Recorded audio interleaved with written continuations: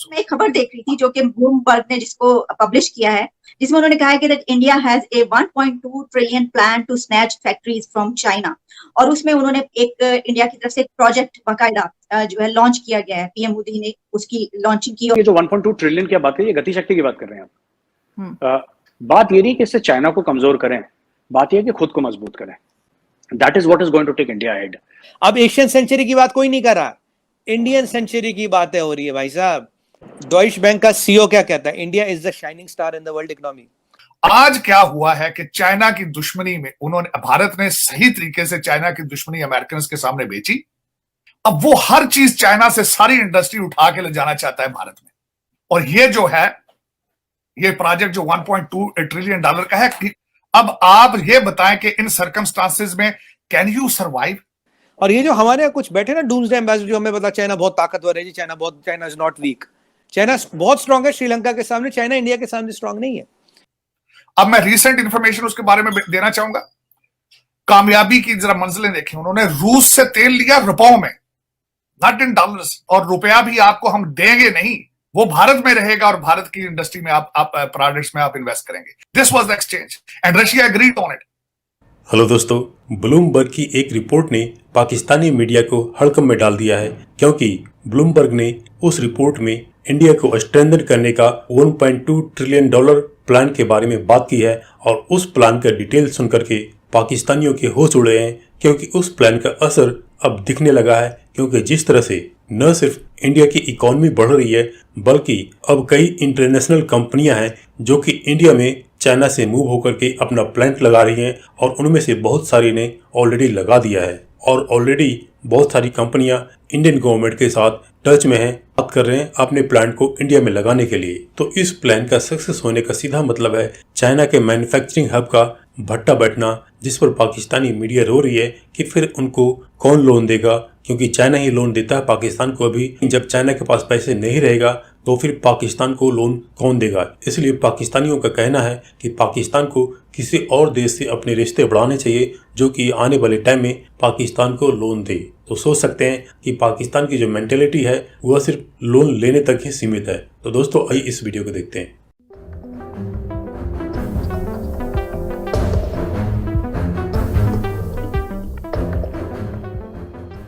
मैं एक खबर देख रही थी जो कि ब्लूमबर्ग ने जिसको पब्लिश किया है, और उसने ना सिर्फ पब्लिश किया बल्कि उन्होंने ट्वीट भी किया इसको, जिसमें उन्होंने कहा है कि that India has a 1.2 trillion plan to snatch factories from China.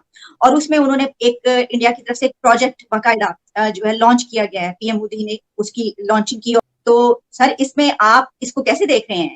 आपके देखने वालों को बिलखसूस ये बताना चाहूंगा, जब ये सारी चीजें हुई तो मैंने दोबारा एक दफा सारी नजर दौड़ाई हिस्ट्री में, तो मुझे उनके कई डिसीजन जो आज तक मैं खुद क्रिटिसाइज करता रहा हूं, उनका रशिया की तरफ झुकाव, मैं खुद उनकी एम्बेसडर गाड़ियों के मजाक उड़ाता था बाजी में, लेकिन आज जब मैंने उनका एंड प्रोडक्ट देख रहा हूं तो मुझे हर चीज अच्छी नजर आ रही है।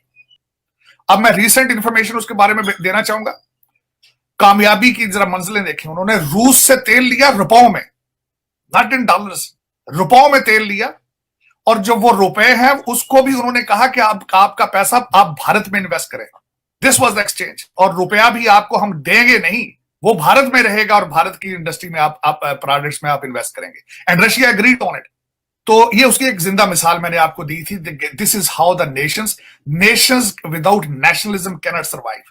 अब मैं जब दूसरी बात करना चाहूंगा, जिस एक प्रोजेक्ट की बात की है 1.2 ट्रिलियन, जिसका नाम गति शक्ति है, मैं बताना चाहूंगा कि चाइना किस तरह बना था।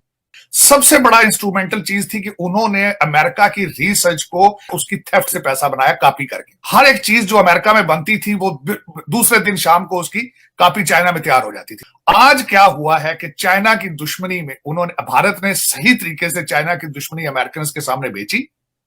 अब उनका डायस्पोरा यहां पे आता है, लेकिन उन लोगों ने क्या किया है, इस वक्त अमेरिका के अंदर हर बड़ी कंपनी है उसका सीईओ इंडियन बैठा है। अब वो हर चीज चाइना से सारी इंडस्ट्री उठा के ले जाना चाहता है भारत में। और ये जो है ये प्रोजेक्ट जो 1.2 ट्रिलियन डॉलर का है, कनेक्ट करना 16 मिनिस्ट्रीज को उन्होंने कनेक्ट करना है। जो जिस प्रोजेक्ट की आप बात कर रहे हैं, उन्होंने दरवाजे खोले हैं अपने इन्वेस्टमेंट के लिए। अब उनके पास एक इंटरनेशनल लाउड स्पीकर उनके हाथ में होगा। इकोनॉमी उनकी स्ट्रांग है। अब आप ये बताएं कि इन सर्कमस्टांसेस में कैन यू सर्वाइव?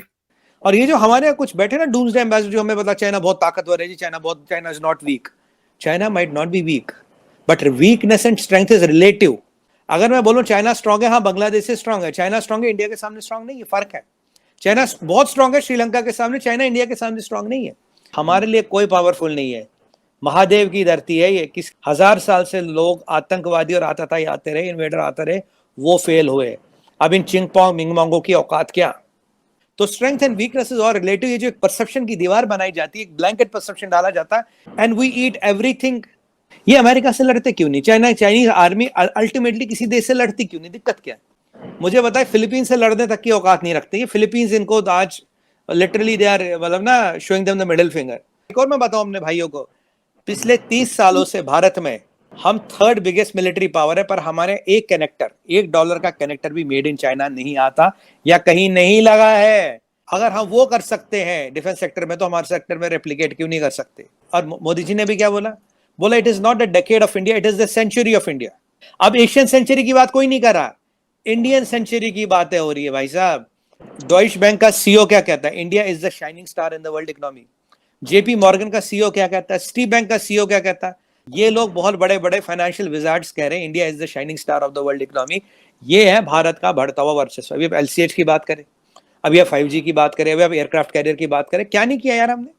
इतने पिछले 15-20 दिनों में, महीने भर में 3 बड़ी उपलब्धियां करने वाला देश है. कोई मजाक है क्या? इंडिया जो है वो तकरीबन 1.2 ट्रिलियन जो है वो आप लोग इन्वेस्ट कर रहे हैं कि चाइना से कोई फैक्ट्रीज और कंपनीज जो है वो इस तरफ शिफ्ट कराने में. ये जो 1.2 ट्रिलियन की बात है, ये गति शक्ति की बात कर रहे हैं आप. देखिए, ये बेसिकली गति शक्ति एक प्लान है, इट्स एन ओवरऑल प्लान. बात ये नहीं कि इससे चाइना को कमजोर करें, बात यह है कि खुद को मजबूत करें. एक पूरी हिंदुस्तान में फैसिलिटी है, किस तरीके से माल बनेगा, किस तरीके से बिकेगा, किस तरीके से लॉजिस्टिक्स होंगी, इसमें बहुत सारी चीजें हैं गति शक्ति में. That is what is going to take India ahead. तो उस पे बहुत जोरों से इंडिया में काम चल रहा है. तो इंडिया की तो हमें पता चल गया कि उनके मुल्क में इतनी ज़्यादा इन्वेस्टमेंट्स आ चुकी हैं, उसके बाद इंडस्ट्रीज लग चुकी हैं, एप्पल की है, सैमसंग की है, गूगल की है, ठीक हो गया. उनके अवाम बहुत एजुकेटेड है. तो इस लिहाज को देखते हुए क्या लोन देना कोई को भी चाहिए ना, पाकिस्तान को भी चाहिए इसी तरह अच्छे ताल्लुकात उनके साथ बनाए, ताकि वो भी पाकिस्तान में आके अपनी इंडस्ट्री लगाएं. पाकिस्तानियों को चाहिए, अपने प्राइम मिनिस्टर को चाहिए जाके उनके साथ अच्छे ताल्लुकात बनाए, ताकि वो भी हमारे मुल्क में आगे इंडस्ट्रियाँ लगाएं, ताकि पाकिस्तान भी तरक्की करे. हमारे पास चाइना वाहिद ऐसी कंट्री है जो हमें लोन्स भी देती है, IMF अमेरिका भी देता है, ठीक हो गया, इन्वेस्ट भी करती है हमारे मुल्क के अंदर आकर. और अगर देखा जाए तो जो इंडिया है वो हर एक नॉन मुस्लिम कंट्री के साथ उसके रिलेशंस बड़े अच्छे हैं जो गैर मुसलमान हैं. तो हमें नहीं डेवलप करने चाहिए ताकि मुसीबत के वक्त वो लोग हमें भी इस तरह से लोन दें. जाहिर बात है, जब आप अच्छे ताल्लुकात उनके साथ बनाएंगे तो वो तभी हमारे साथ अच्छे सलूक करेंगे ना.